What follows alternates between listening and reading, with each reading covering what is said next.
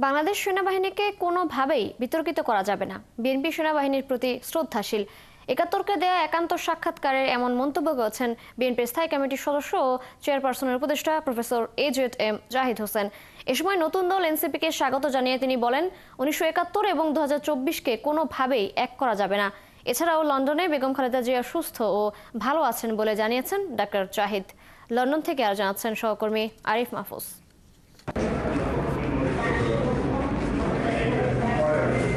গত 8 জানুয়ারি বিএনপির চেয়ারপারসন বেগম খালেদা জিয়ার সাথে লন্ডনে আসেন বিএনপির স্থায়ী কমিটির সদস্য ও তাঁর ব্যক্তিগত চিকিৎসক এজেড.এম জাহিদ হোসেন।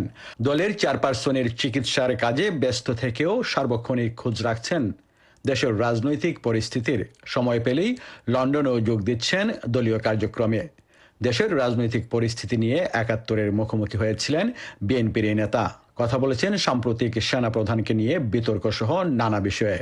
সেনাপ্রধান এবং সেনাবাহিনীকে নিয়ে বিতর্ক সৃষ্টি করে কিছু চক্রান্তকারী ফাঁদ পেতেছে।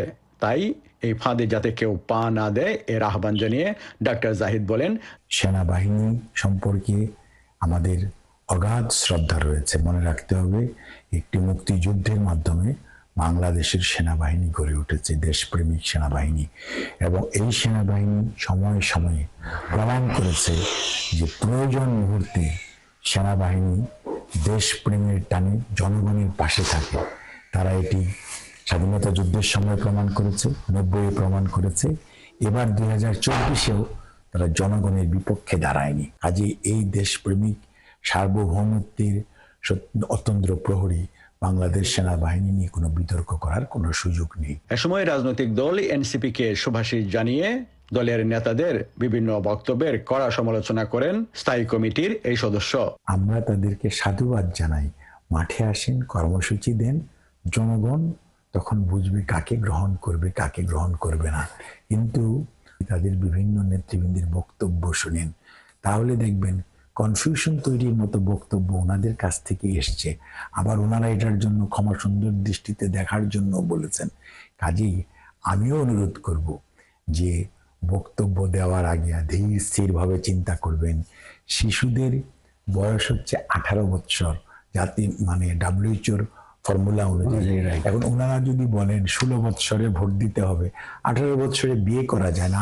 আরেকটি জিনিস মনে রাখতে হবে, আপনি নির্বাচন করবেন, জনগণ আপনাকে ভোট দিবে, তার পরবর্তীতে কোন বয়সে কে আপনি এমপি হতে পারবেন বা আজকে 54 বৎসর যাবত একটি সিস্টেম ফলো করা হচ্ছে, সেখানে কোনো ধরনের সমস্যা হয়নি। তারপরেও এগুলো নিয়ে জাতীয় ঐক্য হতে পারে, আলোচনা হতে পারে। আপনার আমার একটু অসাবধান বক্তব্যের কারণে অন্যরা সুযোগ নেবে, এটি কোনো অবস্থাতেই হওয়া উচিত নয়। এ সময় তিনি আরো বলেন, 1971 ও 2024 এই দুই প্রেক্ষাপটকে এক করা যাবে না। আপনি যদি আপনার অতীতকে অস্বীকার করেন, তাহলে নিজের পূর্বপুরুষকে অস্বীকার করা হয়।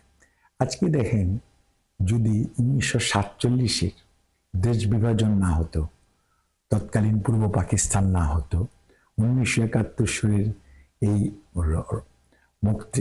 সশস্ত্র সংগ্রামের মাধ্যমে আমাদের যে মুক্তিযুদ্ধ, এটা আমাদের গর্বের ধন। এখানে আমরা 30 লক্ষ শহীদের রক্তের বিনিময়ে এটা অর্জন করেছে, 2 লক্ষ মা বোনের সম্ভ্রমের বিনিময়ে, কত মানুষের কষ্টের বিনিময়ে। 30 লক্ষ আর 2000 শহীদ যদি চিন্তা করেন, আপনি কল্পনা করতে পারেন ওই সময়কার আজকের যে জেনারেশন Z, ওনারা তো তখন দেখেন নাই।